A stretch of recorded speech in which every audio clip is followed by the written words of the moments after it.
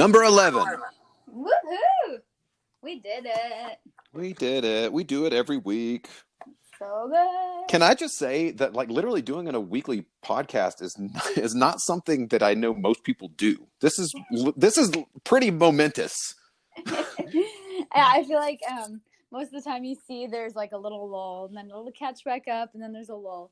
And I always wanted to be like the podcasts I loved that were really consistent and had 52 episodes by their like 14th month, you know?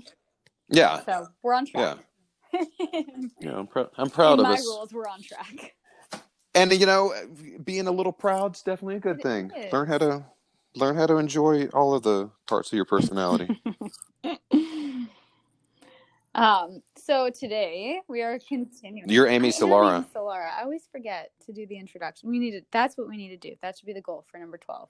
Is a real introduction. Yeah.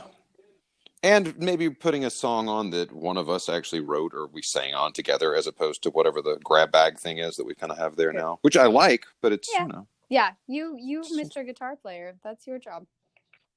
All right, then I will. You can say, and you're listening to Mantra and Magic Podcast with Jeremy. Starring, and then we never have to say it again. Then I can press the button and add it as the intro every single time.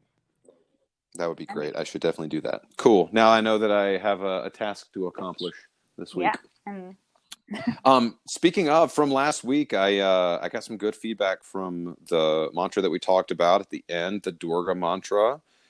Grateful to actually have an interactive audience. So thank you very much for giving feedback. I believe,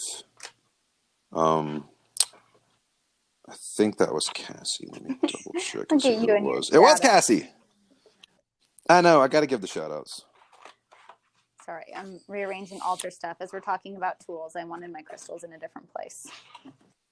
That's a good thing to do. We are talking about tools. Can I start off while you're doing that with something that it's amazing how spirit works. I picked up one of my books and I was like, oh, look, here's this. I'm going to read this. And it had exactly to do with tools. So this is one that we didn't discuss, actually, oddly enough. I marked it in my book and then I took the bookmark out. See, this is what I get for jumping the gun. I know it was in chapter 8. You know how I know? Because that chapter is mantra. Okay. So, let me read this real quick. I'm trying to fill space while I get there. So if you haven't heard our podcast before, so if this is your first time tuning in, Jeremy is a healing practitioner in Colorado. He does hands-on healing with massage therapy and Reiki and cranial sacral therapy. And he can also do polarity therapy. Which I always forget because I don't understand it. And nobody does. It's okay. And he also does long distance healing therapy sessions and sound healing things. And I am Amy Solara. And if you don't know who I am, I'm a witch who is also a mother and a priestess and a wife and a highly crafty person who likes making things. And I am the head of the All Souls Witch Academy, or I called it flight school this time around because I'm teaching everybody how to fly, essentially. With lots of beautiful guided meditations and trance journeys. And we're going to be launching its second round starting on Samhain, the day after Halloween. So this group is solidified now as it is. The doors are closed. But if you want to get on the wait list, shoot me an email for the next round and you will get first access to signups before I release them to the public. So if you send me an email at amysolara at icloud.com, then you'll be able to get on that wait list. And I'll be posting other things too about what we're discovering in the school right now and what's coming through, because it really is new information in a lot of ways. That's also ancient information in a lot of ways, which is fun. And it's been so thrilling. We've only had one session so far. It was on Beltane, the High Holy Day. That's what they call the cross quarter day, which means it's in between the solstice and the equinox. If you're like, I don't know what a Sabbath is, I don't know what the holy days of paganism are. Well, Here we go. There's 8. And this is a tool in and of itself. A lot of people were asking me this. A lot of people were like, I don't know what she's talking about. So there are... A calendar is a tool. There are 8 holy days of the year. Here's your first tool. Looking at your calendar to figure out what other tools you're going to need for your ritual. So the first holy day on the wheel of the year, based off of our Gregorian calendar, is Brigid, or Imbolc, and it's on February 1st sunset till February 2nd sunset, and it is the last of the winter holidays. So depending on whether you're a witch or not, you might see it as close to New Year's. You might see it as halfway through the wheel. For me, it's halfway through the wheel. So there's that. The next high holy day is called Ostara, and it's where we get the name Easter, because we went from Ostara to Eostra to Easter. And that's why the Christian holiday is named what it is, and most people don't realize that, and they can't figure out how the name Easter came from Jesus, and it's because it doesn't. And there's a wonderful kind of spring ritual that involves bunnies and eggs, and oh my, there's Easter. So if you're curious about that, go take a look. The next high holy day is what just happened. It's called Beltane, and it's the exact opposite point on the wheel from Samhain. So in English words, it's May Day. Beltane is the kind of Celtic origin, Gaelic, Old English. So then you have summer solstice next, and a lot of people call that one Litha. And that's the middle of summer, the second of the summer rituals.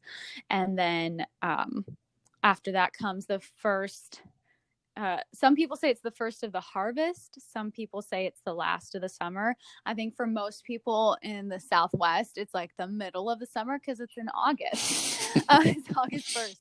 And that's either called Lammas or Lughnasadh, and it's the exact polar opposite to the first one I mentioned, Brigid, Imbolc. And it is another Celtic name. Lugh is a Celtic god, and Brigid is a Celtic goddess, and so that's where those come from. Then following that is the first official autumn holiday in my book, Mabon, and it's always associated with like apples and the late harvest of fruits and vegetables and things, like the last of them before you get like the final harvest holiday, which is Samhain, Halloween. And that one is my particular favorite, and it's seen as the witches' New Year, hence me saying Bridget doesn't really feel like New Year's, because my New Year is way on the other side of the calendar that we use in an everyday Western culture way. And then following that is the culmination of the 8, Yule.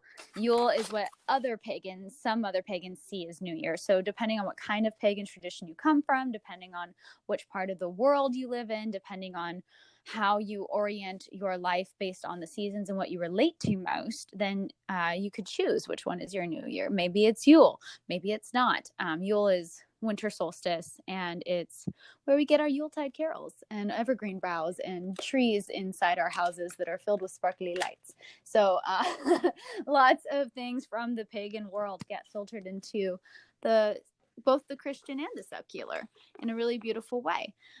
So those days become kind of like a roadmap for most people who are seeking out a different format for spirituality and a different way to connect to nature on a cyclical and spiralic way, rather than like this kind of linear 365 calendar that we're used to. So if you're kind of wanting to get back in touch with the seasons, back in touch with nature, this is the first tool, is to look at the wheel of the year and kind of start to feel the rhythms and feel the cycles that are happening on the planet, and see how these seasons are shifting and changing because of climate change and because of humans' expansion into other areas where these aren't actually related to the seasons at all. Depending on, like, if you live in the southern hemisphere, then it's a flipped wheel of the year, and you would be celebrating Samhain when everybody else in the northern hemisphere is celebrating Beltane, which is what just passed.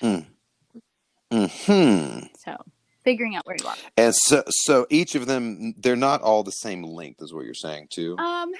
It's more based off of the moon cycle than based No, off of no, the no. sun It is cycle. based off this. These are the solar holidays because they're the Okay. four main ones of the solar changes are the solstices and the equinoxes, right? So we have winter solstice and summer solstice, and then the halfway Mm-hmm. points between those are the autumn equinox and spring equinox. And then you have what are called the cross quarter holidays. So those are the ones that would, if you put all of this on a cardinal map, then you would have Mm-hmm. 8 points instead of 4. You would have north, northeast, east, southeast, south, southwest, etc. So Right. for people who are trying to map out their year and figure out things to do with their kids, you might not be able to celebrate exactly corresponding to the secular holiday. So like everybody else hopping around after the Easter Bunny in April felt like a month late to me because Ostara happened in the middle of March. Well, that's how Greek Orthodox Church is too. Like it's based off of the map and or based off of like the lunar cycle and the like when Easter falls like the certain weekend, Right. It's right after you know, the after first the full beginning of the moon year. of Right. spring. And that would be so the equinox marks the beginning of spring. And then Right. Easter is figured out by Passover. And Passover is figured out by the lunar calendar, which is the first full moon of spring. Mm. And so Easter falls after that, which is why that happened when it did. Yeah, so things to know for your geeky, witchy self that when... Who knew that that was going to be the first tool we were going to go with too, especially since we talked about Well, no, we did things. talk about wheels and we did talk about going around. And I think that's Right. why it helps. That's Is true. because as you are learning to work ritual for yourself, as you're beginning to use some of the other tools that we're talking about, you can start literally mapping out your entire altar using this. Mm-hmm. You can switch your altar based off of these what I call high holy days. I think I got that from a Jewish witch. And Or from Rent. yeah, I was like, does Yom Kippur and Rosh Hashanah fit in with the pagan world? So when I redo my altar, it typically falls on these days, but then there's some things on my altar that always stay. And these are the tools that we're going to talk about right now. Boom. Well, I mean, you've already got it going. You may as well just go ahead and take the reins on this part as well. What's the first tool we're going to talk It's my about? Gemini rising nature. I can't help it. I love air. Well, I know. We also had a really long conversation earlier where we were both super hyped. So, well, because we get really into this, you and I, and mm-hmm. I think part of it is you're working with Golden Dawn right now. I've always been drawn to tarot. Tarot is based off of these exact four things. I've also really been drawn to Celtic magic. Since I was a child, I was obsessed with Morgan Le Fay. So these tools are also sacred to the Druids, and they're sacred to many other pagan traditions, and you can find them all over the world. And they are the four that I have tattooed on the knuckles of my right hand so that I never forget them. And the first one is swords and air. And I think it's a great entry point into all of this because they also say that this cardinal direction, this elemental nature, corresponds to our mental functions and our mental energy and our mind and our thoughts and our words and the way we speak and the way we sing and the way we listen and the way we hear. And so as we're stepping into this knowledge, essentially, we're stepping into using this exact tool, which is sword. And it can be the sword of discernment, the sword of truth, the sword of cutting away and clearing out illusion, the sword of all sorts of things. And it's really, when we look at it in tarot, it's called swords. When we look at it on our altar, it's called an athame. And it's a little bit different. And Jeremy, why don't you go ahead and explain why those two things are different? Like why athame first? Well, we discussed before that it was really size. In the Golden Dawn tradition, the sword is used as more of a ceremonial weapon. In tarot and in anything else, it is symbolic of the energetic. It's discernment. It is separation of one thought and another thought. Like you can't make a cake without deciding, like what the ingredients are, right? And you can't make the decision to make the cake until you've decided that you're not going to make a pie. Yeah. So you have to parse down your decisions, and you use the athame in the metaphysical realm to cut away the things that don't serve, to get to the point where you can actually start to give structure to it, because this is also one of the unstructured signs, right? So air is completely unstructured. You have to figure out like what you're going to decide, and then that goes from there into your actual box or container as to what you're starting to put together. I um love that you said that, because I feel the like it puts the power back into your hands. So it takes the power out of the Right. element and out of the tool and back into your own mind, so that you are Hmm. literally learning how to focus your power and your will automatically by just using this tool, by just using the athame.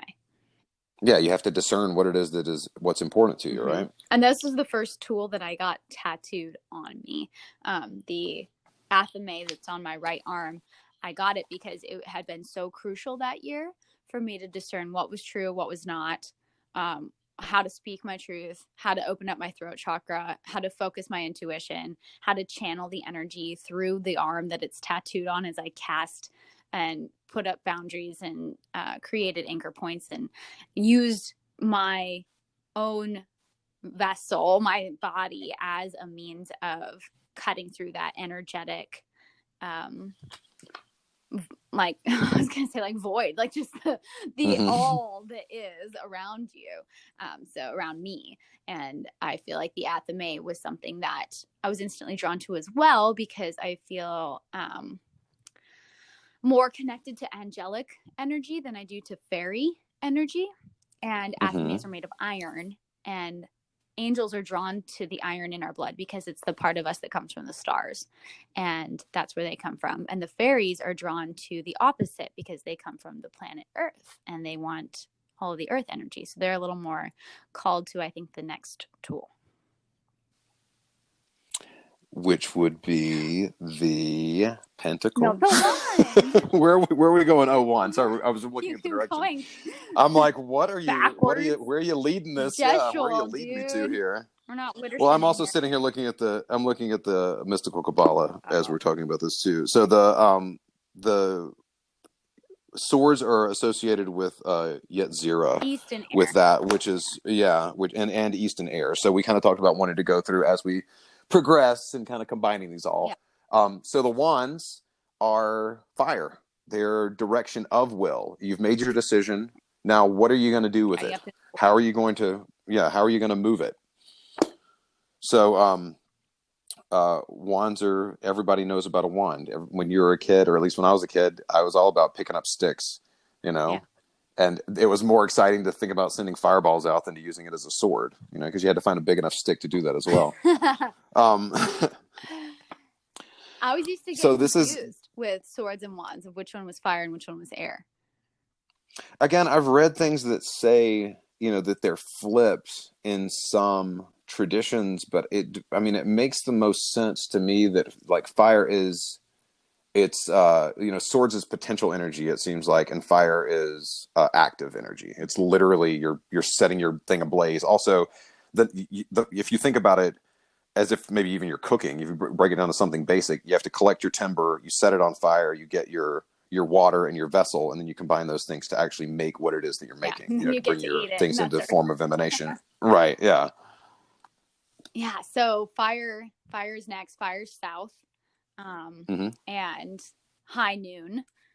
For sun placement. So east and air is sunrise, like early morning, and then Hmm. high noon, fire. And that's another way to think of it. Like the to remember that fire and south go together and that the sun's directly overhead. It's like the hottest time, and you would cast no shadows at that time because the shadow would be directly underneath you. So Hmm. it's kind of the most light, and you can use the wand as that almost what's the image I'm trying to say? In the wild unknown, the eight of wands, there is a Hmm. lightning bolt that's striking the wands and lighting it up. And that's what I keep picturing. So it's like the, even though that's like metal that I'm thinking of, the lightning rod, the wand can be that. So it doesn't have to just be like the wand is on fire. It's like what you said, it can shoot the fire out or pull it into itself. It's also, I mean, this is the physical representation of spiritual fire, Right. right? Because, like when there's a quote in one of the books that I like that says, where does the light come from that we see when we dream by? Because our eyes are closed and we Mm-hmm. still have the light that's there for that. So in Kabbalism, Atzilut, which is the world of emanations, or the divine world, is the realm of wands as well. So on the other side, in the esoteric idea, wands are related to the highest form of energetic, because there's not a discernment. It is the highest form. Yeah. Right. Let's stick to the witch's circle for a second. Let's do Because I it. feel like Let's do it. it's gonna get too complicated if you start going up the tree of life right now. Well, we've only got two Even though more, I know so you're really excited about it, you really want to share about Kabbalah right now. We're talking about tools today, and Kabbalah is a tool, but it's a system of tools that's not this basic four that you find in throughout right. paganism. Like every single type of practice will have these four things. So the next one is water. Oops, sorry, that was a Mm-hmm. giant crystal of apatite that I was holding in my hand. And cups and west and water are the follow-up, because you can't have fire without water. This is the emotional Well, state. it's also not safe. Yeah. So it helps temper it. And this is where the alchemy really starts to happen, right? Because air and fire is combustion. They like each other. They just keep building off of each other. The more oxygen you feed a fire, the bigger the fire grows. But then you Mm-hmm. have no control over it. And this is why water steps in and it gives you. So I feel like air is actually, to me, structured, and fire is unstructured, and then water's structured. I don't know why. It doesn't make sense that way, because earth is the most structured of all. But water Mm-hmm. feels so permeable and it feels so malleable, but it also creates boundaries, and it helps the fire not go all over the place and burn everything. Well, right, but it's also, if you have to have water in something to be able to keep it from burning away completely, Right. right? So in that, it is a boundary. Yeah. So it is kind of setting that structure there. But you're right. I mean, it's again, you start to see the polarity and the dichotomy of the energetic, and how it can be both things, and how us using these words to separate the things out is also just us being able to explain the things that are in our head. And sometimes it might be called a cup. Sometimes it might be called a chalice. Really, chalice is just a Mm-hmm. fancy word for a cup. It's a nicer It cup, is. yeah. I have a chalice that I got at the Renaissance Fair, and I use that now because it feels ceremonial to me and makes me step out of the everyday reality a little faster if I'm using it. Right. And I would say, just like, be safe. When we talk about making these tools in just a second, we'll get to that. Let's talk about earth first. So north and earth is a Pentacles, pentagram, pentacle mm-hmm. plate. Really, Mm-hmm. it comes from plate, right? The thing that holds the other tools, kind of, or the one that's related to. I sometimes put rocks there because I feel like that's more earth than anything. It's like literal solid matter. And if you aren't practicing in a pagan tradition or lineage that uses that 5-pointed star for whatever reason, then maybe putting like a literal rock in the place of north feels better for you, because you prefer runes or something, and so you do runes in all the directions, which is a different tool. So Mm-hmm. with that, you can make or buy any of these four things: a wand, an athame, a chalice, and a pentacle. A lot of times you'll see pentacle chargers, right, where it's like a charging plate that you put other things Mm-hmm. on. What do you prefer? For charging Or no, for things? pentacles. Do you stand it up, or do you lay it down?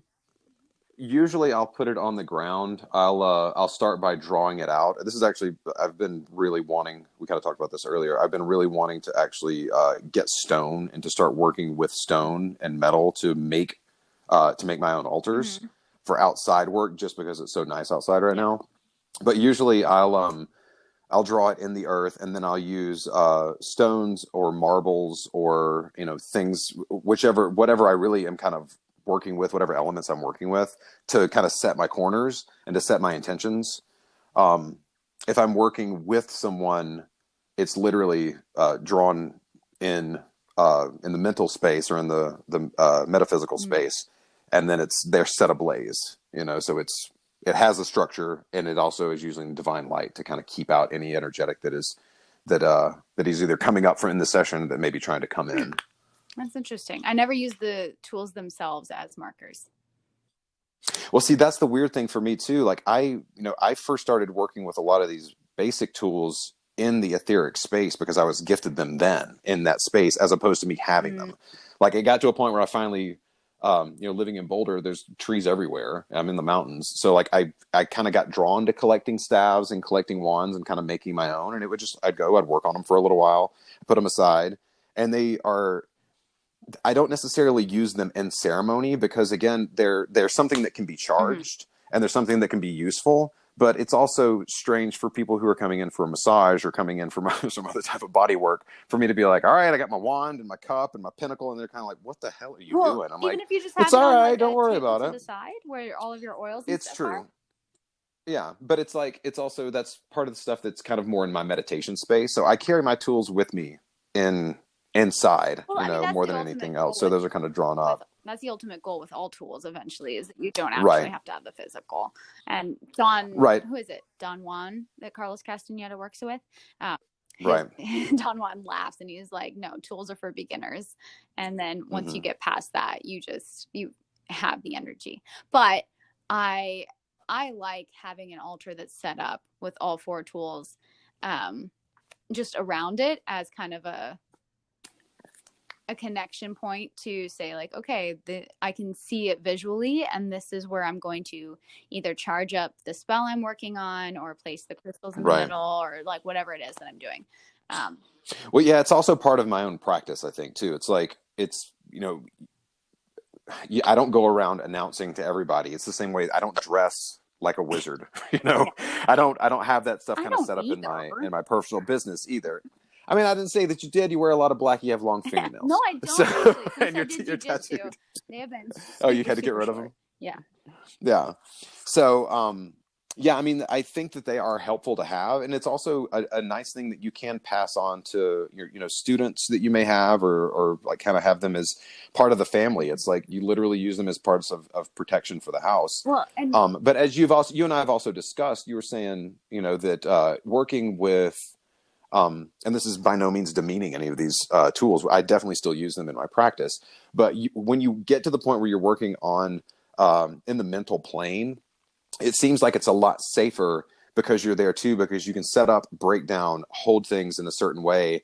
You were talking about using sacred geometry as a way to kind of protect the house, as opposed to casting circles. Because again, once you've cast a circle, if you're doing it in the physical realm and you have items that are there, other things can still kind of sneak in through that way. So it's something that you kind of have to be kind of conscious of. And, if you've kind of just got stuff laying around and somebody else finds it, picks it up, does something else with it, it's like, all right, what the hell happened? I came home and the doors were unlocked, and like in the spirit world, the doors are unlocked and there's things wandering around the house. No. It's like, this is not how I kind of set it up when I left. I never ever tell anyone to cast a physical circle, like to put physical things down. Where did you learn that one from? This is it was part of my practice. Again, like working in the East, I would, I set things that are regarded in the East. It's incredibly strong. Like it definitely does help when you're dropping into sacred space as well. If you're doing it more from that physical standpoint and you're giving yourself something to kind of look at and to focus on, having a feather in the East, having a bundle of sticks, or having your incense in the South, having a cup with water in it. So you'd put that like around your space, in like the West, away from you, not on your altar. If I'm using it in, if I've cast a circle, a lot of times that'll be something that I will do. And then, it's like you literally have it so that it's set up so that those things are delineated. And once you get to that point too, this is like further down the line. If you're working and pulling in an energy through the South or through fire, then you have something there to actually reference. If you're setting up and you're doing, we kind of talked about too, the crossovers, like using, like scrying, if you're scrying in a mirror, or if you're if you're using like candle magic, that type of thing, if you're working with those energetics to pull into that space, you kind of can put them at the cross corners, and you're combining that energetic. Again, it's just intention, right? Yes. More than anything else. But I always But have my clients and my students put them on the physical altar in the center so that you have room to move around. right. Yeah, which works. But again, it's also kind of depends on if you're doing practical, if you're doing space for yourself. This is also more Golden Dawn stuff. That's right. Like there will be things that are set up on the walls, so you're literally being surrounded by the energetic, as opposed to the energetic being on the inside. Yeah. You know. Yeah, it's all different. I mean, the very first circle I ever cast, because I was using just a reference book that I had found with a friend, we actually walked around with salt and flower petals and made a circle in the living room that we then vacuumed up afterwards. But Right. I could feel the awfulness of it, because that physical boundary, it was like, okay, now nobody can go pee, nobody can go get extra water from the kitchen, because we don't know how to close the circle back up and then open it and then close it again. So, right. there's Well, that's like what I was saying. This is for like, right, but this is for my like personal. This is for personal practice for me. When I'm doing a session, I don't necessarily do it that way. Again, when I'm doing a session, the altar is the place. The altar is the table. The altar is where I'm actually doing my work. So it's different if that's the focus. The people that are on the table are the focus of the work. So if I'm doing my own work, I'm setting a safe space so that any energy that I'm trying to communicate with or anything that I'm trying to pull in literally comes down and I'm being surrounded by it, and this also protects people and things that are around me. I don't necessarily want to have that blasted out because, people in my neighborhood might be affected by it, so being able to contain it a little bit more is helpful if, once you get to a point where you're actually able to kind of direct it. And it also depends on if you're in an apartment complex or if you have, if you have a partner who you live with who's highly sensitive to energies like I do. It's like you figure out ways too that I'm able to still have my own practice without it interfering with other people's experience. But that's why I'm like, why wouldn't you keep the physical tools on the altar itself and just set up the energetic boundaries of the room you're in? Because that's just the way that I do it, to be completely honest. Well, I'm always curious, like reasonings behind stuff. And because also whenever I do this, I have my yoga mat down, or I have I have one of my ponchos down or a blanket down. So I am on the altar. Yeah. I'm literally doing the work. So it's different for everybody. I mean, everybody has a different way of doing it. And this is, kind of also, we're kind of getting away from tools by talking about this, but this is, again, depending on whether you're working in fire, you're working in earth, you're working in water, or air, how it is that you're going to approach that, whether it's through dance, whether it's through movement like yoga, if it's through song, which is for air, a lot of the times how I'll do it. I may sing my calling for the east, and then for fire, it's more of like, you're building up heat. It just kind of depends on what your personal practice is, I believe, as well. Yeah. So it's not just about the item. Literally, we are all of that stuff, right? We have fire, we have air, right? Exactly. So it's looking at it from that standpoint of how it's already inside of us, as opposed to the outside expression. Which again, I was listening to one of our old podcasts from a couple of years ago, and realizing that what we were talking about then, like what my focus was at that point in time, was song. It was about me finding a lot of like power and mantra, which I'm still into, but it's amazing how our focus shifts as we look for more structure, or we look to continue to grow in our practice. So now I am looking for more structure. I'm looking at more of like, with Kabbalism, it's literally, you have a map of how things are working, and you kind of start to see, oh, I see how this equates to this, and how my practice in this equates to this Sephirah, so, one of the reasons too, I think, I have never identified as a witch. Like that word doesn't resonate with me for some reason. And I don't know if it's because of that feeling of wildness, that feeling of untamed, primal energy, I'm not sure if that's necessarily what the case is. Yeah. That was my exactly. instant thought was, he's never been a witch before. Right. Right. But you've been a priest, you've been a healer. Mm-hmm. Yeah. Yeah. I think I follow the witch way of setting up sacred space with mats and things to lay down on as in front of the altar. Like you're coming Right. to the altar and the altar has all of the tools on it, and then the place where the person is going to lay down for the healing is To the side yeah, or right in front of it. yeah. So like their head would be closest to the altar with their feet moving away and everybody's surrounding them. Right, and that's how it was in ceremony, right? Yeah. Because you had the altar that was set up in the center, and then the mat was literally off to the side. So Yeah. And I feel like yeah. having them connected that way with like the person's head closest to the tangible representations of the energies flowing through them can be really useful.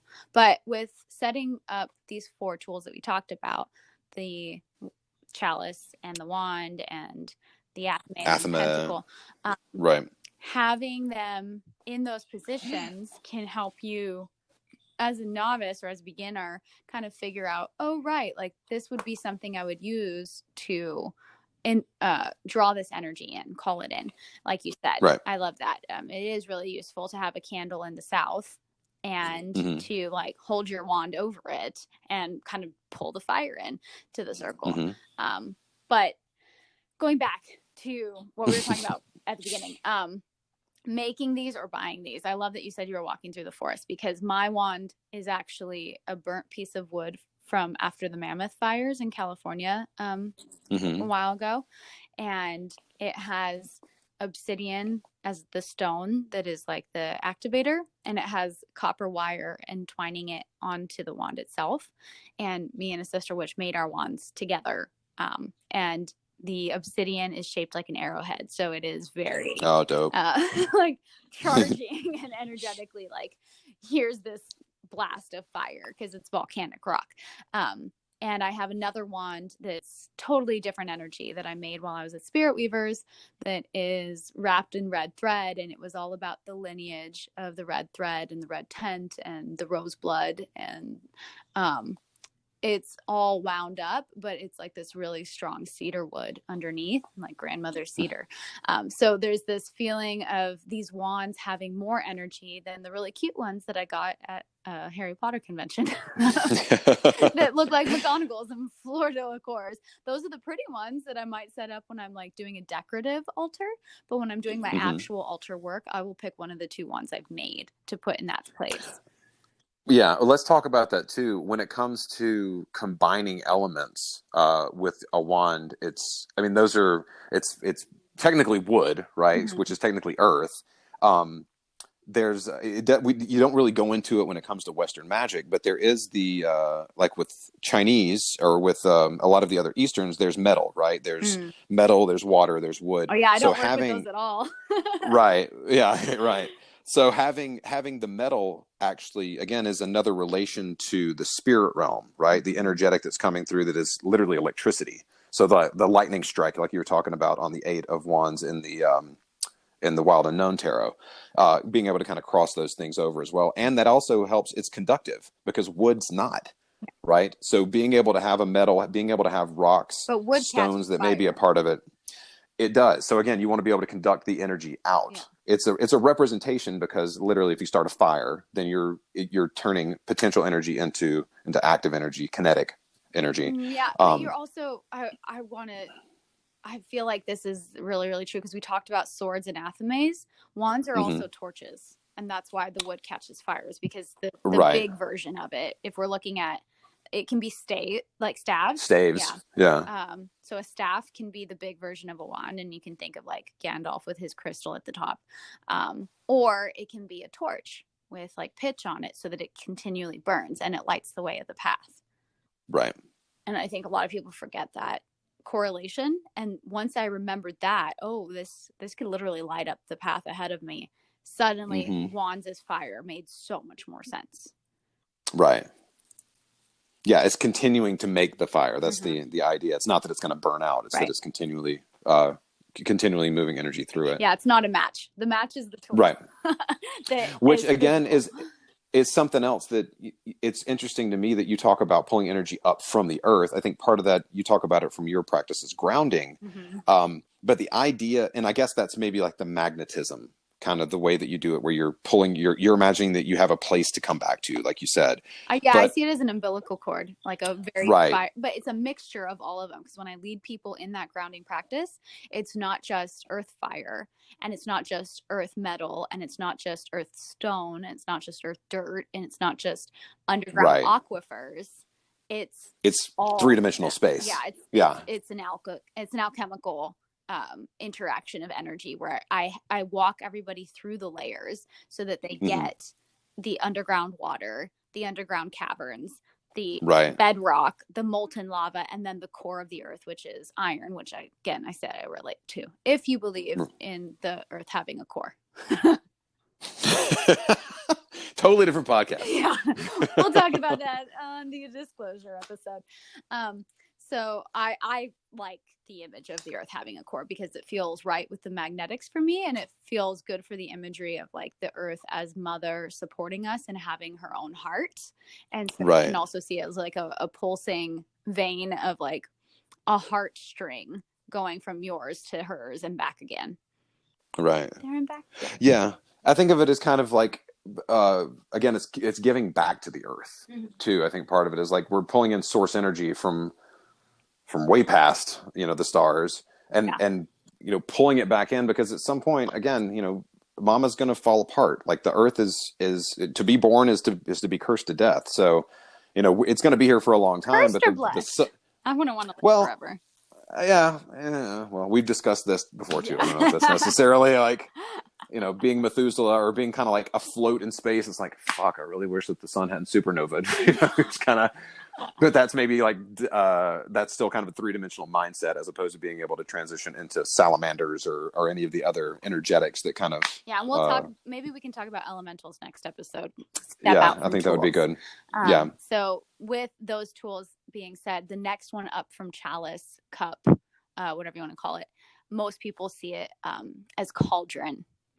Mm-hmm. But cauldron can also be the mixture of all of them, right? Because it's got the fire underneath it. It's got the liquid inside of it. It's made of metal. Iron. Yeah. Right. And then you're stirring it and the steam is rising. And so then you have air. So you're literally doing an alchemical reaction with cauldron. So I always argue whether chalice progresses to cauldron.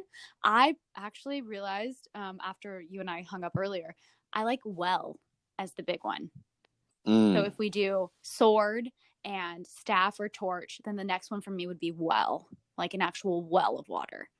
Because then you get into the real literal depths. And you could do also river and ocean for that matter. Right. But if we're talking about like containers and actual objects that you can put your hands on and feel in physical space, then you can draw water up from a well. Right.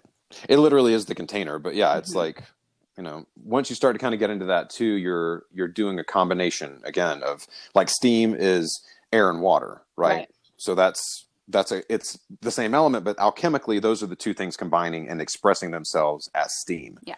You can't have one without the other, and you can't have that without heat. Yeah. So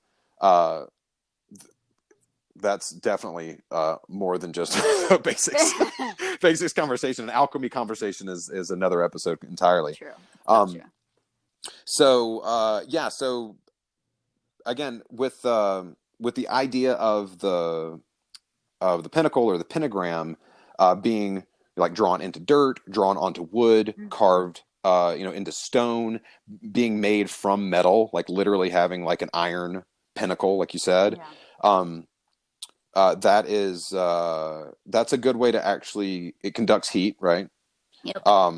It's completely separate from water. So when you're starting to do that and you're starting, like, that's where you're putting your intentions of combining water and air, maybe trying to imbue an object. Again, like this is getting in more of an alchemical idea, but it's like, that's what these things are used for, right? You have a space that's set up and then you're combining the things together, which is what we're hopefully getting to when it comes to working in magic. If you expand a pentacle, it essentially becomes like the sacred circle ground that you're standing in. Right.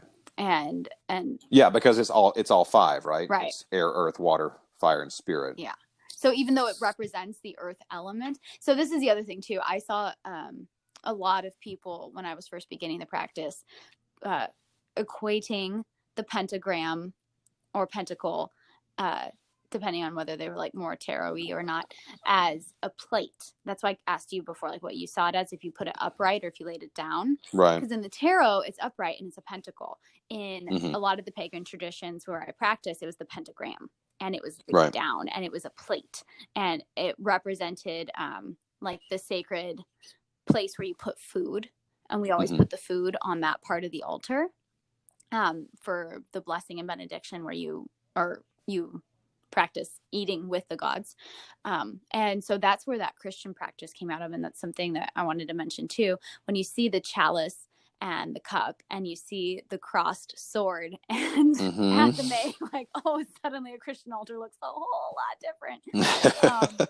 And there's this idea of eating with your ancestors, eating with the gods and goddesses, Hmm. eating with the spirits of the land and the beings of the different elements. And so sharing a meal with the seen and unseen, it's kind of deepening community, right? Because when we have close friends, we love to have meals with them. We love to invite them into our house and sit down and have a conversation and share food and drink. And it's this rule of hospitality that's really big in paganism.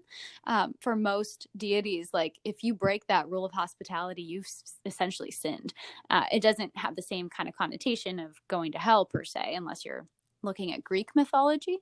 But Hmm. for other ones, it is like, it's really bad manners to not offer food and drink to whoever comes into your home. And so part of the reason that those are set up on an altar space is you are offering food and drink to the god or Hmm. goddess who's stepping into the room with you.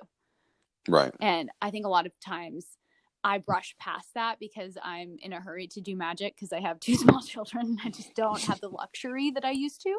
But I used to always, every single ritual, no matter what I was doing, have something that was edible and fresh water to pour in the chalice. And I would wash the chalice out and have those Right. there as I did ritual. And then I would have a little bit at the end as like a sharing of the meal, and then leave it for the gods and goddesses to eat, essentially, but leave it outside so that animals could Right. consume it, and pour it back into the earth, pour the water back in, the energy of the magic back into the earth, like you said, giving back to her.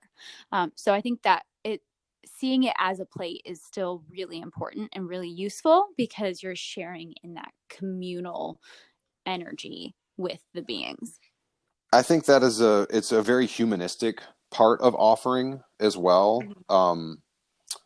Because it's something that sustains us. I also think it was probably a way that practitioners hid their tools back in the day, Oh, because for it's kind of like, sure. oh, it's a plate, it's in the cabinet, it's a knife, it's whatever else. Yeah. So I think that was probably something that kind of became co-opted in that way Well, that's too. Because something that, like, if you are in the broom closet with your family, like even in your own home, essentially, you can have all of these tools without anybody knowing the wiser. And the hidden tools are a cup and a plate from your kitchen, hmm, a knife from your kitchen, and you can bring a fork along so it looks a little more normal.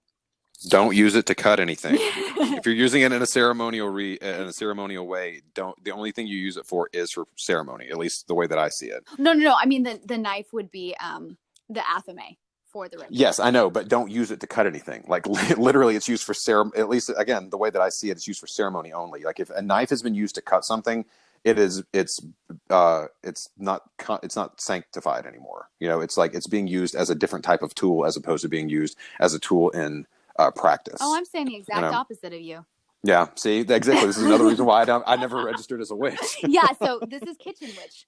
Being a kitchen Yeah. witch. Right. Literally, being a kitchen witch means to use the tools in your kitchen, to Hmm. use everything as a sacred object, and the mundane becomes magical and the magical becomes Right. mundane. And it's okay to use them on the everyday basis because people around you aren't accepting of your faith and your practices and your spirituality.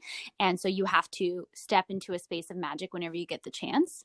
And if you have the luxury of hiding something away in a trunk or a drawer, you can, and you can do exactly what Jeremy just said, and you don't use it for any mundane purposes. It's set aside as very special, and it's a holy object that's not used on an everyday basis, but not everybody has that luxury. And so I'm saying, if you are okay with being a kitchen witch, there's a ton of books on it. There's a ton of mentors on the internet who love to help people with it. Most of them are actually herbalists. And you use just any glass from your kitchen, any plate from your kitchen, any knife from your kitchen. You get food, you get water, and you make it look like a meal in the space that you're going to do the ritual. And it can just be like, you can say like, oh, I'm praying or I'm meditating, and or I'm like listening to something, and make it look like you're doing something quote unquote normal. This is for Santa Claus for when he comes. We got cookies on well, the that's plate. where the plain cookies come from. Yeah, It really is for the Holly King and the Ivy King. And we can go into that on a Christmas episode in the future. But yeah, for kitchen witches, a lot of people are like, but then what do I even use as a wand? Like, how do I make a wand look normal? And I was like, a spoon, baby. You could have a wooden spoon for sure and use the other side of it. You could also have anything else that kind of holds fire. So you can have a candle instead of a wand. And so all of these tools, as they have a place on the altar, also have a place in setting up sacred space. And I know you mentioned earlier, Jared, that you would put them in the physical place. The way that I saw them used to set up sacred space is you cast the circle holding them. So you walk around to each point holding whichever one you're using to energetically cast. So if you're doing fire of some sort, then you hold the wand as you set up sacred space. If you're doing something else where you're setting like really clear, hard boundaries, then you might use the athame because you're like cutting through stuff. If you're wanting to have a container of like healing and blessing and flowing, then you hold the chalice as you set it up, and you have water as your element. So it just really depends on what you're naturally drawn to as a practitioner too, because most witches I know gravitate towards wand or athame, but there are some that have this really cool in-between practice where they use a crystal wand. And again, it's that uniting of the elements, right? So crystals are made of earth, but the wand is fire, and the crystals contain this like message light from the past and this light. And so it's like the air is in there, right? Because it's the thoughts of, especially if you're using a Lemurian crystal. So you have like all of these things put together. But I've seen people cast circles with crystals, and it's the most beautiful energy to be inside that space. And I imagine it's a lot cleaner. And again, that's also moving into different realms of magic. You know, there's the elemental realm, there's the angelic realm. There's depending on which energetic you're pulling in too is going to have a different impact on the way that everything feels. Yeah, most of my teachers use blue fairy fire, and so they would use wands. Right. Athames wouldn't attract the fairies as much. But something for a kitchen witch that I really want to say that most people don't think about, a wand is made from a piece of wood normally, but it's essentially made from a plant that has dried. And so if you follow that principle, you could dry a really pretty rose or chrysanthemum, or even like just something that has a stem that's sturdy enough that when it is dry, so if you hang it upside down until it's completely lost all moisture, it will stay standing and stiff, and you can put it in like a little vase, and it just looks like a decoration until it's time for you to do ritual, and then that can be your secret wand. And then it has like even more magic inside of it because it has that flower energy to go with it, which is another level of mixing earth and fire. You're nerding out. I am. I love it. I love playing with tools. I love having physical representations of stuff, but I'm also double earth air, so I think about all the physical things. Right. Something else too that I've seen is when they use have you seen those, they're knives for cutting herbs, and they're made from stone, and they're shaped like a crescent moon with a handle? That sounds very familiar. Yes. Yeah, they're like a really cool witchy tool. Also, Durga's holding one. Hers isn't made of stone; it's made of metal, but she's holding that crescent shaped blade, which is like a scythe. So the big version of that would be a scythe, right, for harvesting. Right. But the small version is like a little mini scythe for harvesting herbs. And I've seen a lot of witches actually use that to cast, which is fun because it has the crescent moon within it. So you're already calling in the goddess. Right. So there's lots of ways to get creative with why you have the tools and how you have them. And then you can take notes about all of it in your book of shadows, which is another tool. Yeah. And that's a combination of what? How exactly would you see that? I see it always as earth and air. For me, it's like the book itself is very physical and heavy. And so that's the earth component. And it's mine's always bound in leather. Mm-hmm.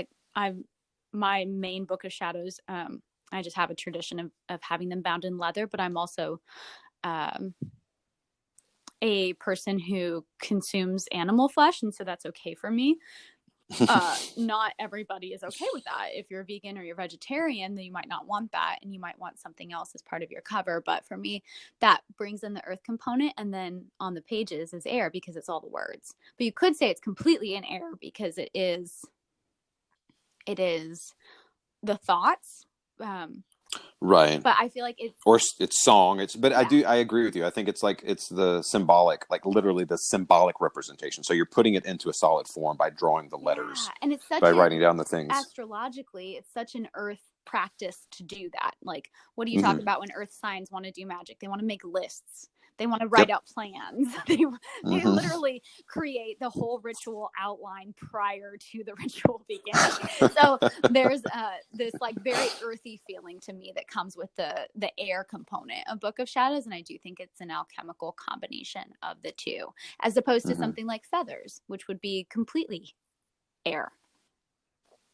But you use that a lot of times to blow incense, which I think incense is the halfway point. Or if you think about quills, it's the same thing. You're using Yep. it to write down spirit, right? Right. You're channeling in that way. I miss quills. Yeah, it's they're not really around anymore, are they? No. Not unless like you go to Harry Potter World. Um, and okay, also along those lines, if you did use a quill, you would be dipping it in ink, which is then bringing in the water component and Mm-hmm. creating that alchemy again. Um, Right. and with candles, I feel like sometimes the candle uh, is the actual ritual happen, like the magic that you're working with. Right. It's not just you're working with the element of fire, but it's not just the representation of fire on the altar. It's like the actual spell work itself, where you're dressing the candle. If you have a beeswax one, where you're putting oils and herbs and rubbing it all on, and like it's warming in your hands already without even being lit. And then Mm-hmm. like you bring in the god or goddess, and then you light it, and it's like you're showing that the spirit is present with the flame that's burning. Right. Um, Are there any other tools like that you feel like are crossovers? Mirrors. I think we kind of talked about that too. So Okay. any type of scrying that you're doing, um, and that's again, it's all once you start to get into where you're combining, you can't have like just two. Mm-hmm. Obviously, if you're doing candle magic or if you're doing incense, smoke is that's part of the fire. So that's Agni and Swaha. Like it's like that's fire, but it's also the words that you're saying, the mantra that you're saying, the intentions that you're putting out are air. Like with scrying, you want to have, you have to have at least a little bit of light to be able to see, supposedly, Oh. unless you're really in tune with a dark vision or a night vision to be able to do scrying with a mirror, so that you're looking for something else in the reflection, right? So that is, My and that's favorite kind of like scrying is that's like, oh, go ahead. like I was just going to say that's like fire and earth Yep. as well. Yeah, Um, it's like fire, earth, and water for me, because my favorite right. is using either a black porcelain bowl or an actual Mm-hmm. obsidian black mirror, and having a candle right next to it so that the light is flickering in a really useful way, because it helps Right. your eyes kind of just um, sink into the background, and not be so focused on just your reflection. And I've heard multiple times, Anton always says this when we teach eye gazing at our retreats, that you stare into the person's left eye. So when Mm-hmm. you're staring into your own reflection, then you'd be staring into your left eye, which is the opposite. It's crazy to think Right. about. But it's really useful because the left eye is the entry into the right brain, weirdly. and you want to get out of your left brain, because that's the very regimented thinking, and the right brain is much more receptive to the other world. And what do you mean? Well, left brain would be like order, logic, Oh, gotcha. method, whereas right brain would be intuition, empathy, openness. Hmm. And when you're scrying, you're really trying to tap into all the unknown. um, those are the main crossover tools. I think you can also have crystals that represent, like, there's crystals that can just be put into a grid, and then you can also have a crystal in each of the 4 places that represents an element that's connected to it. And most crystal books, whether it's the Crystal Bible or we have another one that's really fun, crystal book, it will say which element it's typically associated with. And some are really Right. obvious, right? Like obsidian would be associated with fire. But some are not so obvious. And so you can put, I used to do that all the time when I had like the luxury, like I said, to really set up the ritual and set up altars for every single holiday. I would put different crystals out in different configurations, depending on whether I wanted them to just have their elemental representation or whether I was having them charge something up. And Right. then I would typically put my little cauldron in the very center, because then I would put the spell in that. So it was like enforcing the container of the magic space I was creating, the circle I was casting, with the cauldron Right. in the center holding, whether it was like a piece of paper or a ball of string or whatever I was doing as spell work. So let me ask you this. How many of these things have you learned from teachers, and how many of these things have you come up with on your own? Um, just the basic altar setup of put the cup in the west and put the athame in the east. Right. I learned from teachers and from books. Hmm. The in-between stuff was just like mostly intuition of, I want to put this here. I Right. want to put this here. Having an altar that had crystals on it, nobody told me to do. Hmm. But having an altar that reflected the holiday was suggested. Right. So it's about half and half. Okay.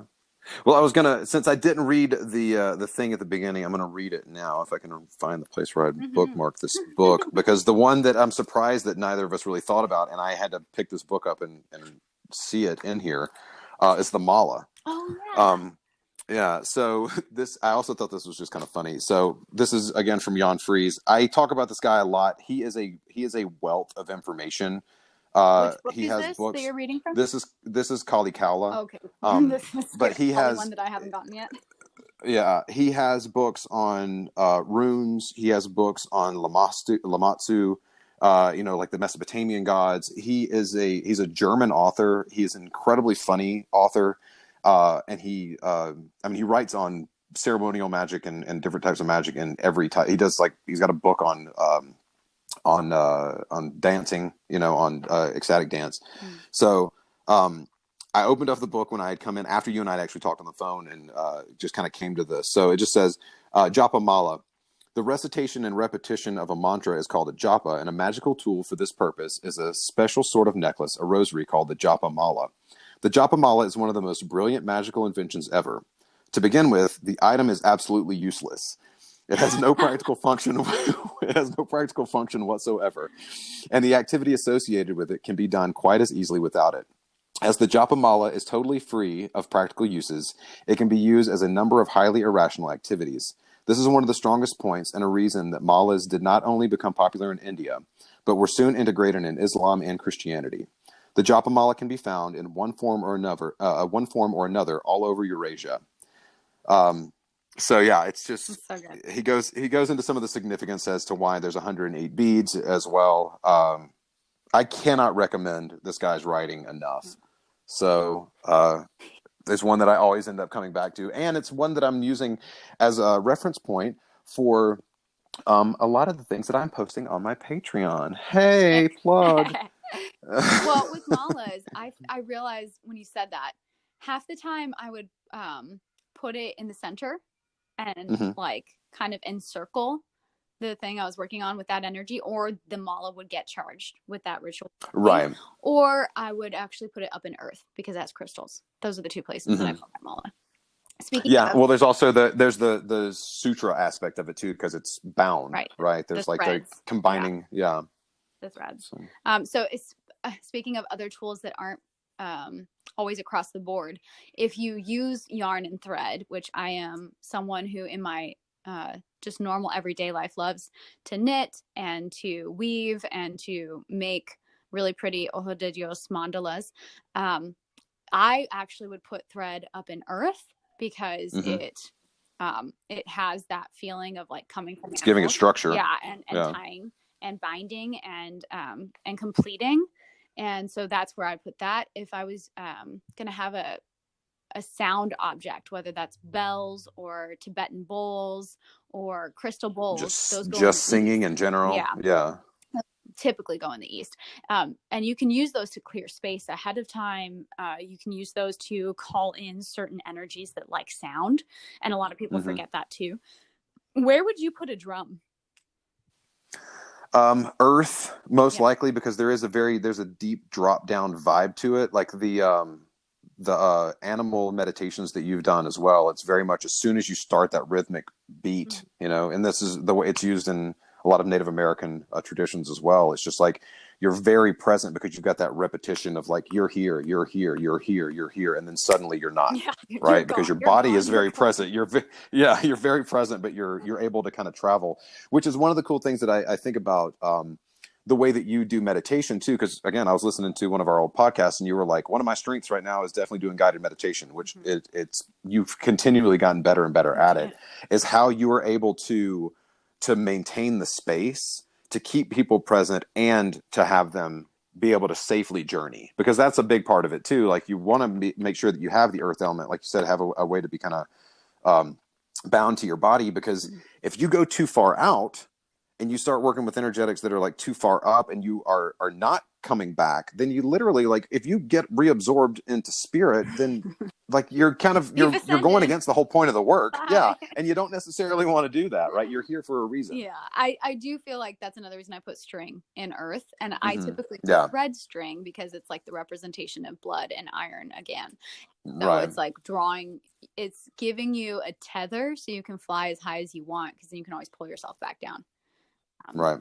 And eventually you can learn to keep that tether constantly going and be in two places at once, which is a fun practice down the line. It's not easy, and it's exhausting when you first start doing it, because maintaining an energetic awareness of a temple space that's on a different dimension, while also like cleaning the house and cooking dinner and playing with kids. It's a literal practice. I was going to say selenite wands. Do you ever work with selenite wands? The only one that I ever had, I left at y'all's place when I moved. But that was the only time I ever used it. I don't even know if I ever used it. It was just kind of in my room. Someone had gifted it to me. Cause I'd been gifted one too since after you left, and I've started using it a whole lot, and I realized I like it in the East because it feels more like a sword to me, because it clears and it cuts away and it helps disperse negative energy. And so if you use selenite wands, even though it's a wand, I personally put it in the East rather than the South. And when I say these points on an altar, it's really like the top and the bottom and the right and the left, kind of. If you're like looking at the altar from standing above it. Right. Because it's hard sometimes to be like, is this north? Am I facing correctly? Or it's really inconvenient maybe in your house because like your bed is over there and you're doing this in your bedroom. Essential oils. Where do you put essential oils?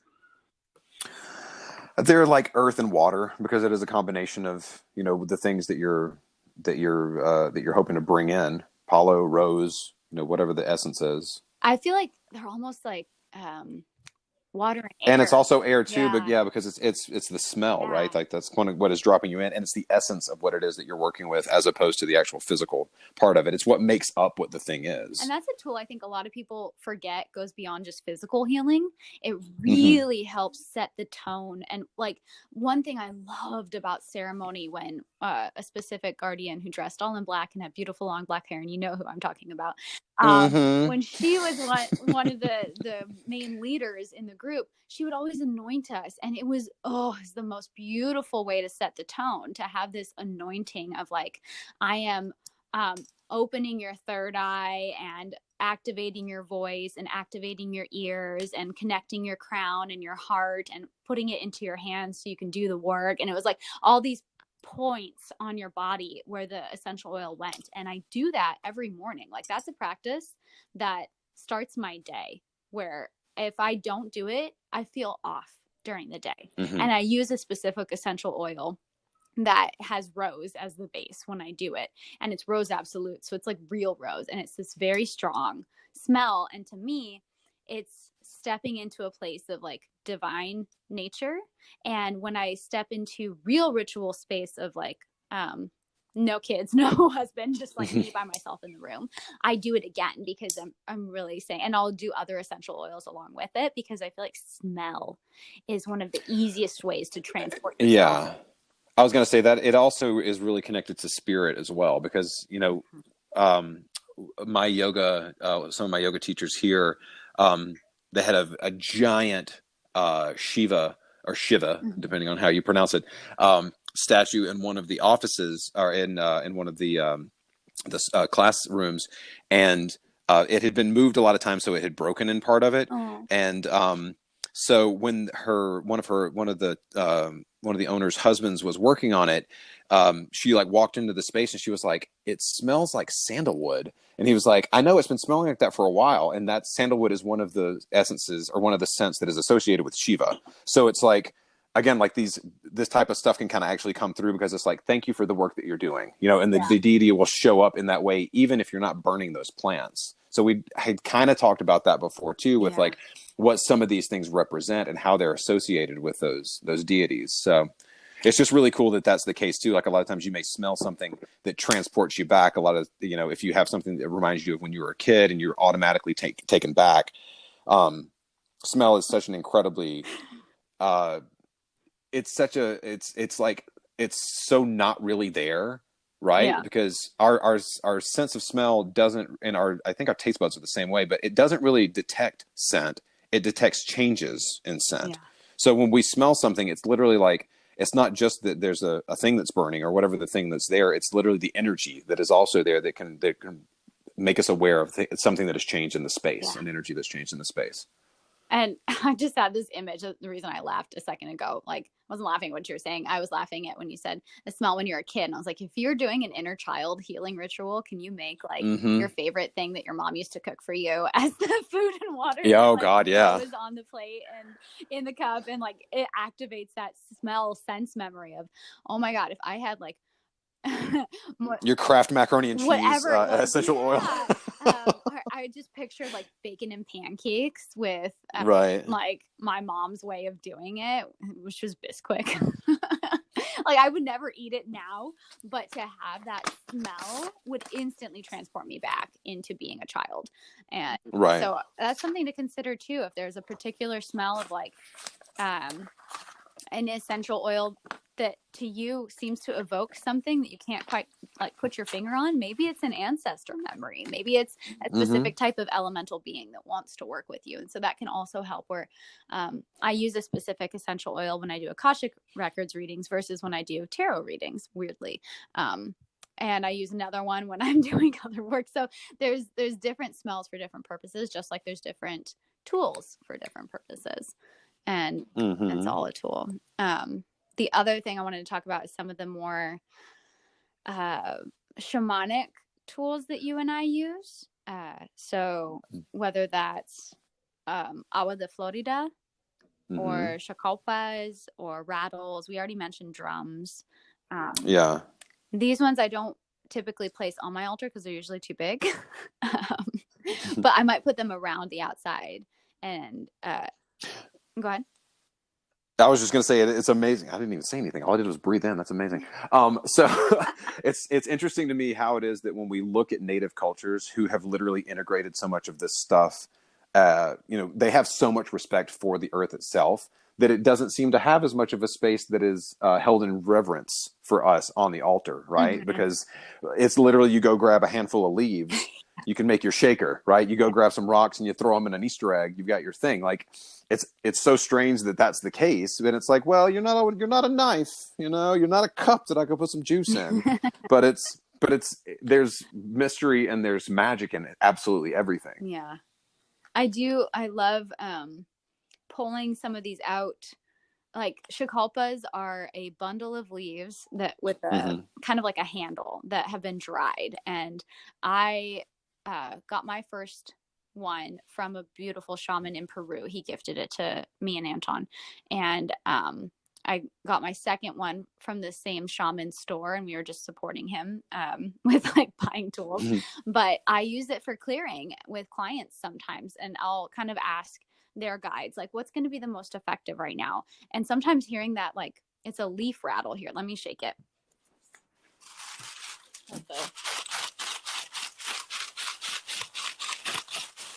And it has this kind of like airy. It's like a crunchy sound. Yeah, it's like an airy quality though. But when the old one, this one's like almost falling apart because the leaves are so dry. It's a little bit louder, but it's like this plant rattle that's really gentle but also really forceful. Like when you are in the room with it, I can do it around myself. Blue was doing it for me yesterday, actually, my oldest son. And he was shaking it around me, and I was like, oh my God, that feels so good. And he did it around himself. He goes, yeah, that does feel good. And it clears energy so wonderful because it's like you're sweeping it away. It looks like a broom, and it acts like a broom. Oh, also brooms. You can have a broom as a from South America to Western Europe. As she wraps them all around her hand. So, have you ever used a broom ritually? No, but it's interesting how much, again, of an energetic shift it makes. I mean, I use it whenever I clean the house, which doesn't happen often because Lindsay really loves to sweep. But it's from the smallest, most minuscule aspects of things that maybe kind of like I talked about, like tracking in esoteric mud before. Yeah.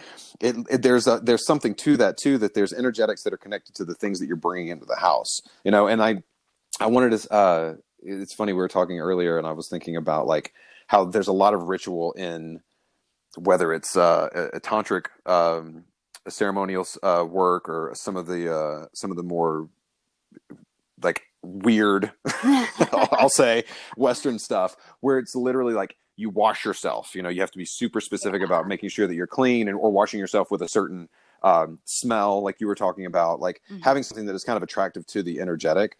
Part of that too is literally getting rid of some of this crap that we bring in that we don't even realize, whether it's the stuff that we're listening to or just going out and walking in other people's footprints, going to a store or going out in public. So, yeah, I mean, it's very like, it's like water, it kind of feels that vibe. Like I said, it sounds like crunchy as well when you were using the, Chicopapa. And so it's almost like you're breaking up the things that may be around you that are like starting to kind of form any of these negative energies that are starting to kind of structure themselves. So sweeping feels like kind of the same thing too. You're collecting it into a pile. You're giving it, thanks for coming in. Be on your way. Time for you to go. It's more, I feel like it can clear out just stagnant energy too. Not even any specific entities or beings, but like literally just stale energy in a house. If you like, so 2 movies came to mind instantly: Practical Magic and Hocus Pocus, weirdly. So Practical Magic, it shows them sweeping out the dust of the bad boyfriend who they have to like clear the curse from. And they're literally sweeping him out of the house and to the place where his body is buried. And then they're pouring the brew over it to kind of seal it and finish it. Where a lot of people are like, well, what if I have carpet? I'm not really going to like sweep my carpet with a broom. You could do it in the air, or you could pull on the Hocus Pocus ridiculousness where she's riding on the vacuum. Mm-hmm. and use a vacuum. And you start at the back point of your house, so the farthest away from your front door, and you vacuum towards your front door. And then you like shoo it out from there. So if you have a house like ours where we have carpet on the second floor but not the first, I would vacuum all the way down, and then I would start with sweeping from like the very back and sweep towards the front door, and then literally I sweep it not only out onto the sidewalk, I sweep down the drive and like to the road, Mm-hmm. because I don't want it just on my front porch either. Don't come back. Yeah, you don't want it coming back in. I'm like, go on your way, go to the road where you can travel, be free. And it's such a great clearing spell. And we already mentioned using Tibetan bowls as clearing. In your Mm-hmm. hands become tools with that too, and they do it a lot in feng shui with clapping. Right. And then also a lot of people get really like, this is appropriation, burning sage. Sage is not technically appropriation. If you were born in the Southwest, it's all around you. You can go outside and you can honor the land and thank it, and then pick a little bit and burn some. It's a clearing herb. It will clear things for you.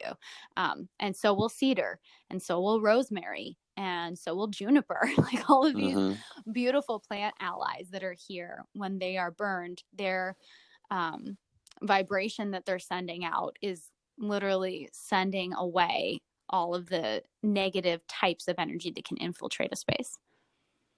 Pretty much anything that you can make kind of a loud cracking or smacking, or any like a castanettas, like any of that type of stuff where you're breaking the energy up and moving it out. And also, we also know that that good energies like music, right? You want to, like with Shipibo, with a lot of the Ikaros, that type of stuff that kind of makes the energies dance, so bringing that stuff in, so you're getting the good energy actually enlivened. And even if it is negative energy that may be in the house, you're getting it up and you're getting it moving, so that it maybe can move on its way. Right. That mantra is such a good tool for both sending away and drawing in, because these energies like the sound vibration. They like the literal sound of the word that's coming out of your mouth, as well as the tone. And I just like used to always laugh in church when I was a kid, where they said like, God doesn't care how you sound, he just cares that you're singing. And I was like, I don't think that's true. I think he really does appreciate harmony. And so do all the angels. And I always felt like there were angels in the room when the tone was really harmonious. I felt like the presence of angels as a child. And so I think that still applies. Yeah. Do you, this happens a lot for me, where you get a ringing in the ears, where you feel like an energy has kind of entered. Do you get that as well? I do. Yeah. Where there's like, especially with angelic energy. And the first time that it happened to me consciously, where I equated the ringing with angels, was in ceremony. Well, technically it was in the bathroom of the house during ceremony. I was sitting there like, am I going to get up? Am I going to walk back into circle space? I don't know. I think I'm having something happen right now. And I remember tilting my head back and the ringing getting louder the more that my eyes looked up. And the ringing like was expanding, not only in like depth of sound, like around me, it felt like it was becoming more tangible. It was also expanding in pitch. So it was increasing in pitch. It was going higher and higher and higher the more that I paid attention to it. And I felt like I was rising with it. And I think it is that kind of angelic transport that happens of sound and light almost combining in a really beautiful way. Yeah. Downloads or uploads, whatever it is that's kind of coming through. And so, yeah, sound can be a huge, huge tool in and of itself, like smell and sound. And then we get to sight. And this is an Eastern tool as well with yantras, where you're looking at specific symbols, specific groups of symbols, specific configurations of symbols that all help to bring that energy more in line with where you are physically. Right. And I mean, a big part of this too is literally just getting cohabitation with you and the energetic. You focus on it, and this is the reason why symbolism is so incredibly important in our culture. Understanding what the thing means doesn't mean that you have to constantly think about it. It's also being able to have those things integrated in your body. Yeah. So mantra is part of that. The vibration, actually, you can feel it. The visual aspect of looking at a yantra or looking at alchemical symbols, there's more than just that thing that's related to it, right? Which is why symbolism is so incredibly important. It's not just using English. Like, the language is a good way to convey stuff, but saying something to somebody doesn't mean that it's going to spark a realization in them, right? Right. It's something that it has to be integrated, and it's not necessarily something that can always be taught too. It's really an interesting thing that I'm discovering even now in my practice is, um, when it comes to initiations and things, you may have been doing the work on something for a really, really, really long time, but just not have seen it. You know, people talk about working on, like, a police officers talk about working on a case and then finally having things kind of fall into place. Yeah. And that's a big part of what our journey is too. Like, some of the mantras and stuff that I work with, I'll feel a draw to them, and then it may be that I don't really use them that often for a while, and then I'll either like stumble across them as in my reading, or it'll come to me in a session that I'm working with somebody, and the energetic that comes through is like whoosh, it's just this huge shift that actually happens. So, some of these tools, it's they're there even if you're not looking at them, which again, it starts to kind of get into the more advanced levels of what I was talking about earlier with saying having these things in the etheric space where you have access to them at all points. Yeah. And I think part of that, like the bridge that can happen between that's not so permanent, like what I did, you can draw these symbols on your body.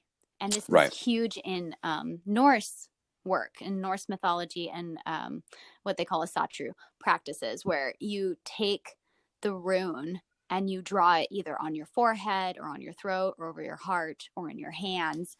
And you have that rune physically embodied for the ritual that you're doing. And I've heard of other ways of like painting symbols on each other when you're doing coven work. And you're like either painting a symbol of initiation, or you're painting a symbol of opening or closing, or of kind of other types of embodiment. And I'm curious whether people have done it with yantras in Western esoteric practices, right? Because there is a lot of crossover between East and West now. So I'm sure there has been where they've taken like maybe even just like the most simple ones, like the chakra symbols that are inside with like inside the circle seal itself, and painted them. Like, people get them tattooed all the time, and like, you don't even realize what you're putting on your body. Or they get like the tree yantra tattooed on them. Like, do you realize what you're embodying right now? And I think it's really important to consider before you go get sacred geometry tattoos, before you go get sacred symbolism tattooed on you, that's the energetic signature that you're really comfortable fully embodying. Yeah, because it's gonna be there forever. Yeah. And I mean, every single one of the tattoos that's on me has been very, very carefully thought out, because I didn't start getting them till I was 25. So that helps. But they all have drawn energy in one way or another, and in a really beautiful way, because I have everything from Kabbalah names of God to, like I said, an athame, to the actual tarot symbols, to alchemical equations, to just the representation of specific aspects of nature or plant medicine or animal medicine. So I think that can be another tool down the line once you're like, I'm ready to fully embody this. And not many people are going to get like a third eye tattooed on them, but they could put a bindi on.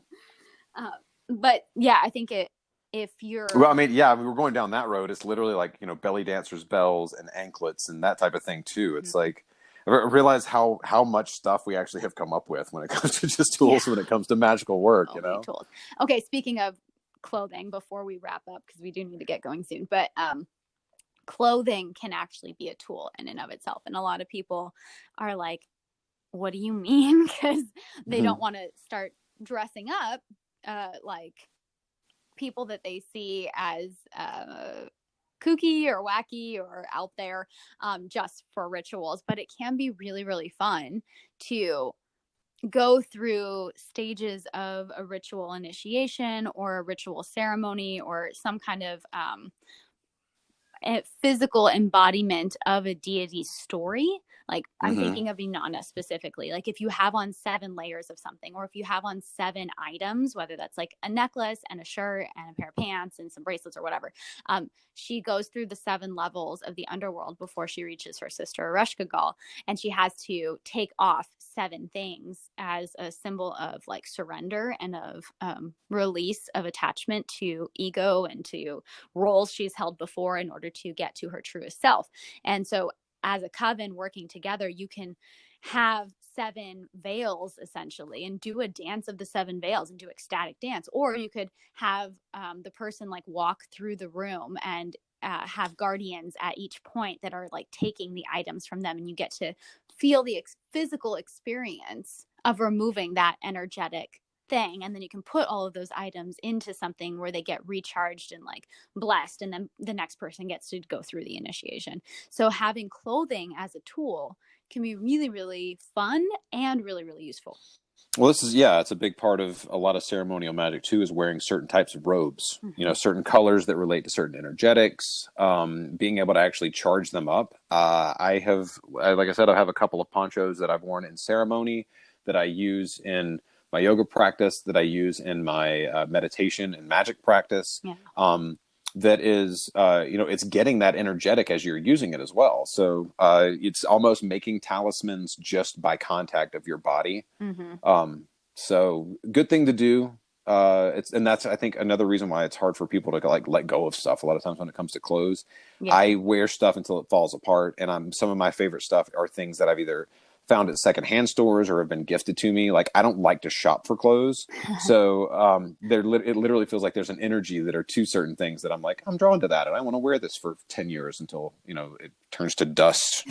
So. Me and Anton are the opposite. We're like, I'm buying this for this specific occasion, and I might not wear it for the next 10 years because we want it to. It's almost like the opposite of earlier when you're like, no, you can't use the knife to cut anything except ceremonial, and I'm like, no, you can for everything. I'm the opposite with clothes, where I'm like, this dress is only going to be worn for this thing, and I might wear it again eventually, but only if I want the same energy to follow me throughout the day, and I don't want Right. anybody else's energy touching it first. Different strokes, man. Different strokes for different folks, and it's fun to see where it overlaps too, where like and it's different means of approaching the same end still, Right. where we're using it for ceremony. The other thing too that I just want to touch on, like right before we go, is having representations of actual beings, whether that's like a painting of Isis or a statue of Hecate or Hermes' staff, the caduceus, like having physical items that are directly associated or representative, like imagery of the being that you're going to be working with. Mm-hmm. And that can be another fun tool to kind of help focus your energy as you're calling them in, or if you make different altars for different reasons and you're calling in different beings for different things, then you pick up that deity's representation and you bring it to the altar, or you like print it out from the internet if you don't want to have to like go buy a bunch of paintings and statues, and you have that picture, almost like a way of saying like, this person is who I'm really focusing on. Or who Especially you're if you've wanting to never, embody. yeah, especially if you've never worked with them before, it can be really helpful to see that imagery. It can also be the opposite. For some people, they don't want to see anybody else's representation of that deity until they've met them on their own, and then they'll go out and search for the one that looks the most like what they saw or felt. Or if you're an artist, you kind of see it in your mind's eye in the whatever way it is. Same thing we're talking about with writing, reading books. Yeah, yeah. Yeah, like the collie that you drew me for my birthday a couple years ago. So pretty. She's up on my wall. And yeah, I think that's something that once you get past just the directions and the elements and the elementals and the guardians and the plant guides and the animal guides, and you get into the angelic realms and the fairy realms and the realms of the deities and the master teachers and the ascended beings, then it's nice to have pictures or direct associations as you make up the altar that's going to interact with them. Right. Yeah. Is there anything else we want to touch on before we wrap up this hour and a half long podcast? Oh my goodness. I don't know. Thank you for your patience to everyone listening all the way to this point. Yeah, crafts. That's the last thing. Crafting for specific holidays.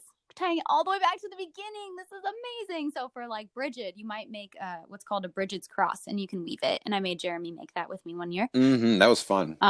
With pipe cleaners. Yeah. For other holidays, you can do other things. Like there's one where you carve apples, you paint eggs for Ostara, you can light fire and try and keep it going for 24 hours for Yule. There's so many different ways that you can interact with the holidays themselves, but it's fun to have the materials that are going to be going into it in the center of the altar, and they can become tools year after year that you bring out, almost like holiday decorations, where you can have them, or you can have them up all year long if you want that deity's energy to be around all year long. Whether that's making like little spirit dolls or having some kind of other craft that's wearable, like a necklace or a bracelet.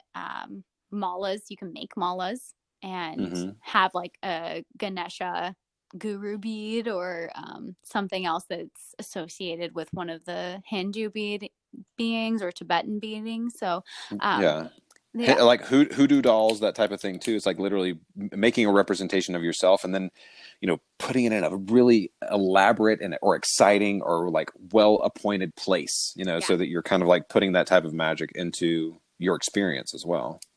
My favorite poppet suggestion for people for themselves is to like put a little bit of nail clippings or hair inside a poppet that they're sewing with a bunch of lavender and mugwort and like other dream herbs.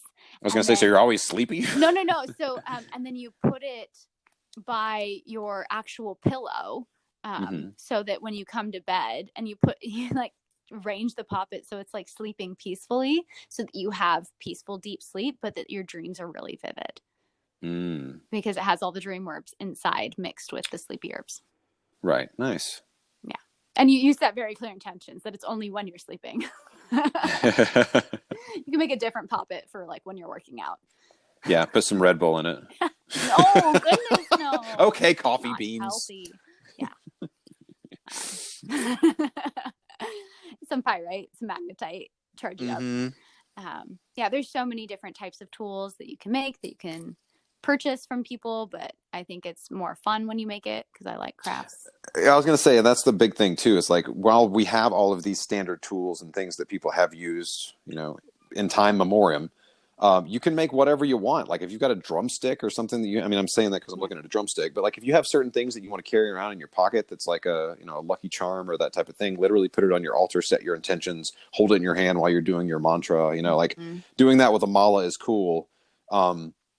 You can do it with your car keys. Remember we do that in ceremony all the time. We put our car keys seriously. in the center. So every time put it on the altar so that it's getting the good juju, and that way when you pick it up too, you're reminded of whatever your intention was that you originally set. Yeah. So it's small. It's that small practical magic stuff too. Journaling is a big part too. We talked about like Book of Shadows, but literally like writing down what your thoughts are and then like helping to kind of like structure yourself, like you said. Like I know we're starting to kind of loop back, but like just your every moment of your day can be intentional. Yeah. And that's a part of it too, is realizing when it's not, and wanting to bring a little bit of magic into it, like being able to do so. Yes. Because I cook all the time and don't really think about it a lot of the time, that I could literally be putting intention into everything I'm cooking. I am, because I love to cook and I love to eat and I want to make sure that my loved ones are fed well. But like a lot of times I'm not necessarily casting spell as I'm doing it, But you're using your thoughts, you're speaking words.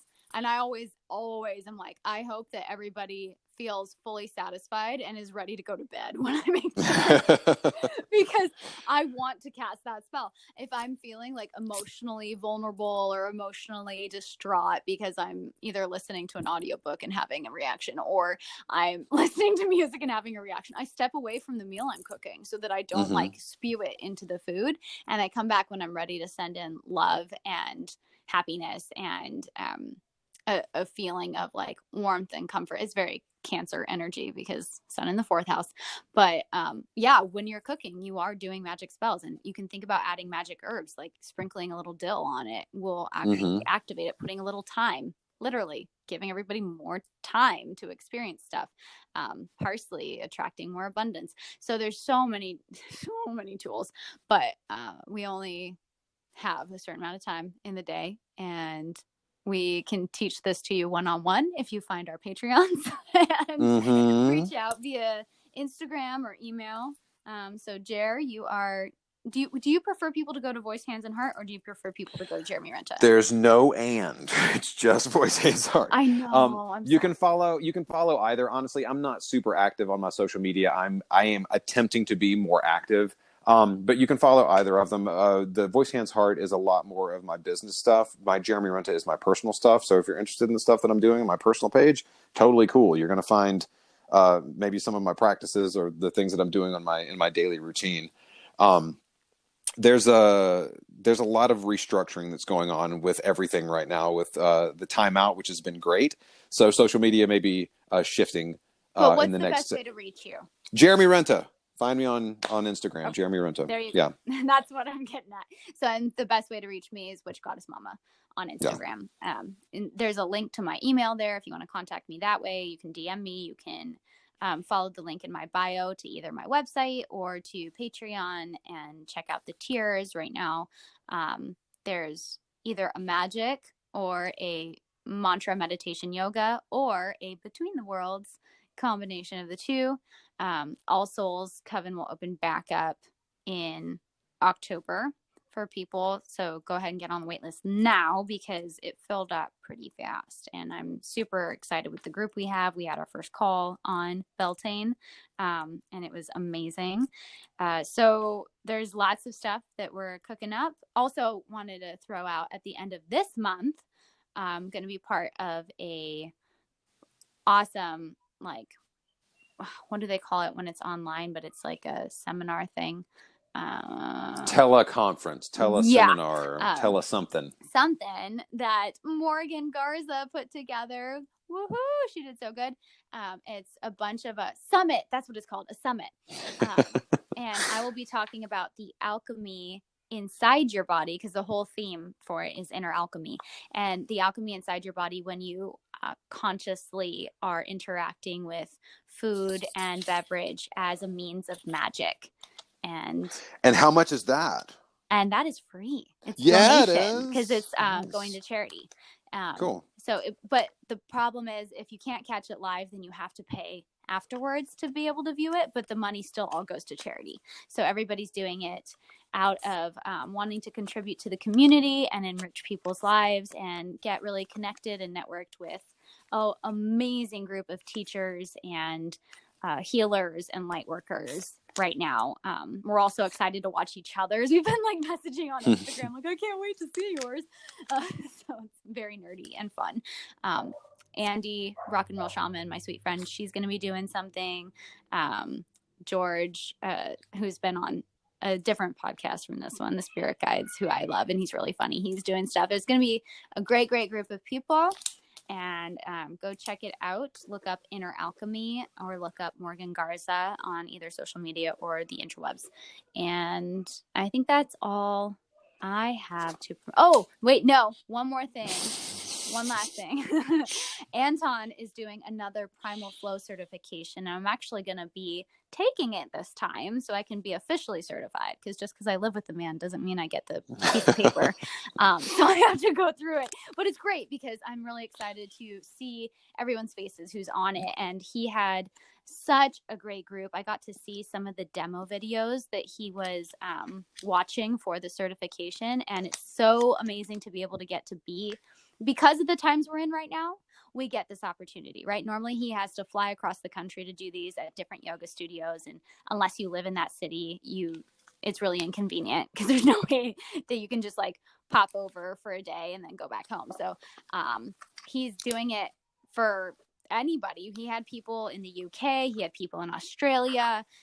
So it's really amazing to experience Primal Flow certification. Go look at his page. Anton Holmes Mackey is his name, or Anton Mackey Yoga on Instagram, and look at the Primal Flow. It is alchemy and yoga because you're activating this internal knowing within you, and you're doing a really vigorous vinyasa practice that brings you to stillness, which not every type of yoga hits all of those points.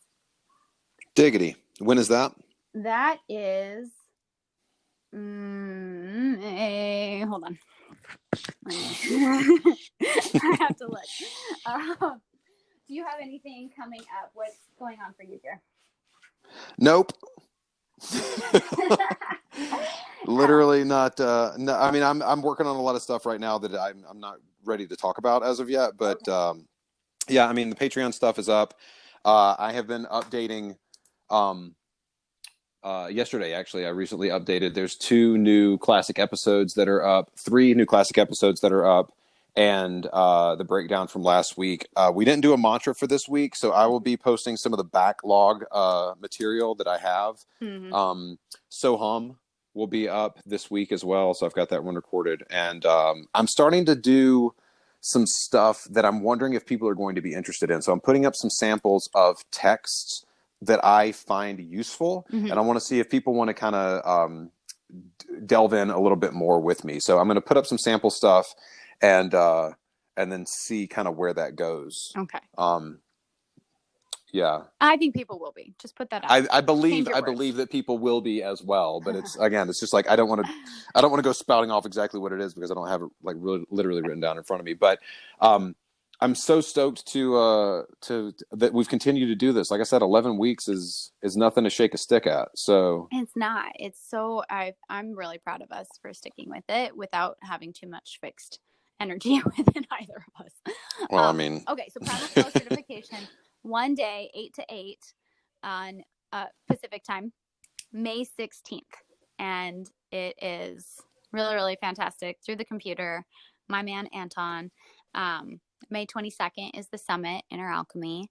And right now I will be posting about the minor arcana tarot 1 week at a time starting next week, because I already did the majors.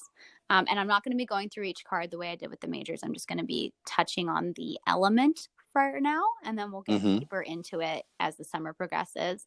And I will be posting the May, because I put up 2, so one for March, one for April, of our old school hidden podcast.